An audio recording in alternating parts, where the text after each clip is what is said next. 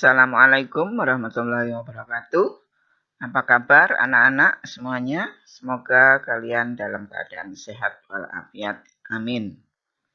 Bertemu lagi dengan Bu Endang Sri Maryuni. Pada pembelajaran fisika kali ini, kita membahas soal torsi atau momen gaya.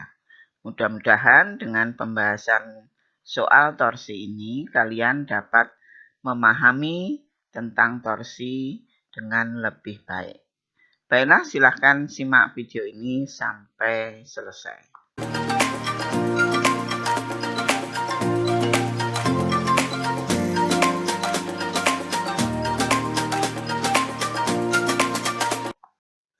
Di sini kita akan membahas dua soal. Soal yang pertama adalah seperti ini. Gaya F1, F2, F3, dan F4 bekerja pada batang ABCD seperti pada gambar. Jika massa batang diabaikan, maka resultan momen gaya terhadap titik A adalah. Baiklah, kita perbesar lagi gambar ini. Nah, yang pertama kita menentukan poros. Tadi ditanyakan resultan momen gaya terhadap titik A. Maka poros berada di titik A. Jadi titik A sebagai poros. Kemudian kita lihat gaya-gaya F1, F2, F3, F4. F1, F2, F3 masing-masing sudah tegak lurus pada batang ABCD. Sedangkan gaya F4 ini membentuk sudut terhadap batang ABCD. Maka nantinya gaya F4 harus diuraikan dahulu. Baiklah, kita mulai dari F1. Di sini F1 terletak di titik A pada poros. Karena gaya berada pada poros, maka momen gayanya sama dengan 0. Di sini dikarenakan gaya F1 tidak memiliki lengan. Kita tahu atau sudah kita pelajari bahwa momen sama dengan gaya kali lengan atau F kali D. Di sini F1 berada pada poros, tidak memiliki lengan atau lengannya 0, maka momen 1 sama dengan 0. Kita lanjutkan dengan gaya F2. Kita lihat F2, kita putar terhadap poros. Nah, ini putarannya. Kita putar mengelilingi poros. Putarannya ini berlawanan arah jarum jam. Kita menentukan arah putaran berlawanan arah jarum jam, misalnya kita anggap negatif. Sedangkan yang searah jarum jam kita anggap positif. Kalau seandainya mau dibalik, boleh. Secara umum di sini, atau kita ambil di sini, berlawanan arah jarum jam adalah negatif. Jadi, momen akibat gaya F2, momen 2, ini adalah negatif. Kemudian, lengannya F2 terhadap titik A, kita sebut D2, ya, di mana D2 di sini adalah 2 meter. Gayanya F2 4 Newton. Maka bisa kita tuliskan momen 2 sama dengan min F2 kali D2. Sama dengan min 4 kali 2 sama dengan min 8 Newton meter. Sekarang kita lanjutkan dengan gaya F3. Nah, di sini F3 arahnya ke bawah di titik C. Kita putar terhadap poros. Ini tadi. Ternyata arah putarannya searah jarum jam. Sehingga di sini kita beri tanda momen 3 adalah bertanda positif. Sedangkan lengannya yaitu jarak dari gaya F3 terhadap titik A, yaitu jarak dari C ke A. Di sini lengannya D3 adalah 4 meter. Sehingga kita hitung gaya atau momen F3, momen 3 sama dengan F3 kali D3. Kita dapatkan di sini F3-nya 6 Newton, lengannya D3 4 meter, sehingga momen 3 sama dengan 24 Newton meter. Selanjutnya F4. F4 di sini tidak tegak lurus pada batang ABCD. Maka harus kita uraikan dulu. Kita perpanjang karena arahnya di sini ke bawah. Sehingga ini F4. Ya. Ini membentuk sudut 30 juga berseberangan. Kita uraikan. Nah, sehingga ini yang biru ini adalah F4 sin 30. Sudut 30 di sini juga. Kemudian kita lihat arah putaran terhadap poros. Nah, ini yang biru ini berarti adalah momen 4. Kita sebut momen 4. Karena ini putarannya searah jarum jam, maka momen 4 bertanda positif. Sedangkan lengannya yaitu D4, di sini jarak dari D sampai ke A. Tidak lain adalah 8 meter. Sehingga kita tuliskan momen 4 adalah F sin 30 kali D4. Jadi bukan F4 saja, tapi yang tegak lurus ini, yaitu F4 sin 30 kali lengannya D4. Kita masukkan nilainya. Kita dapatkan di sini nilainya adalah 40 Newton meter.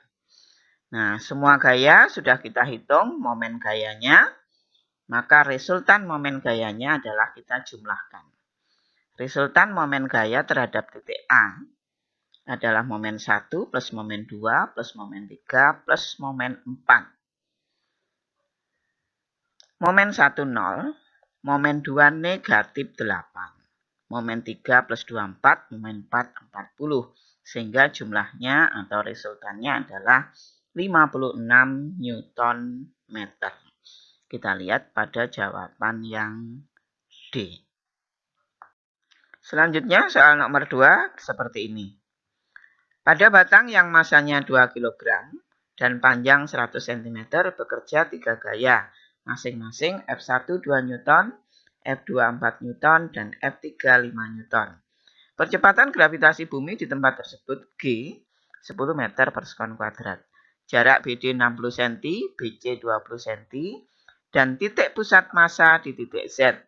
Maka momen gaya terhadap titik B adalah, ini gambarnya, kita perbesar gambarnya di sini.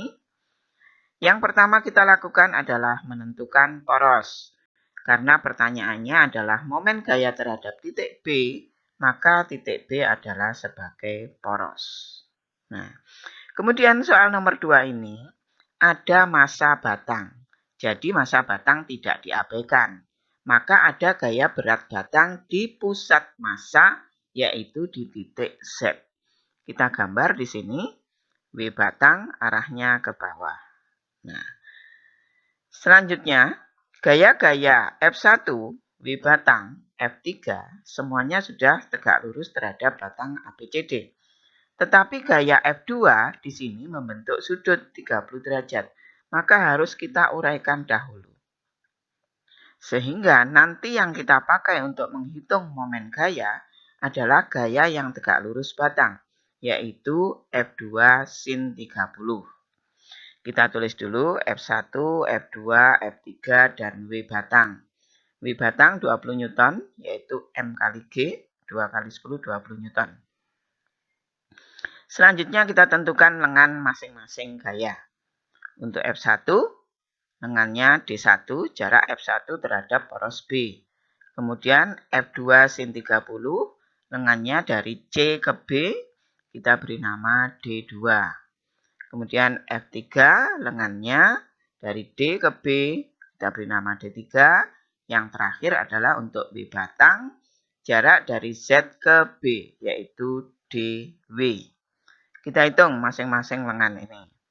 D1 adalah AB, berarti di sini AD min BD. Kita dapatkan 40 cm atau 0,4 meter.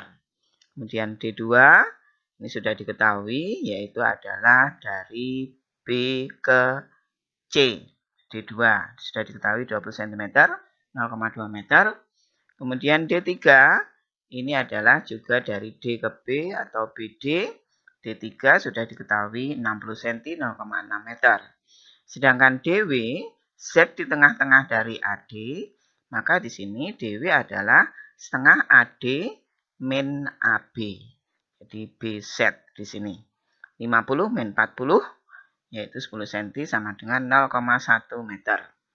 Berikutnya kita hitung momen gaya dari masing-masing gaya.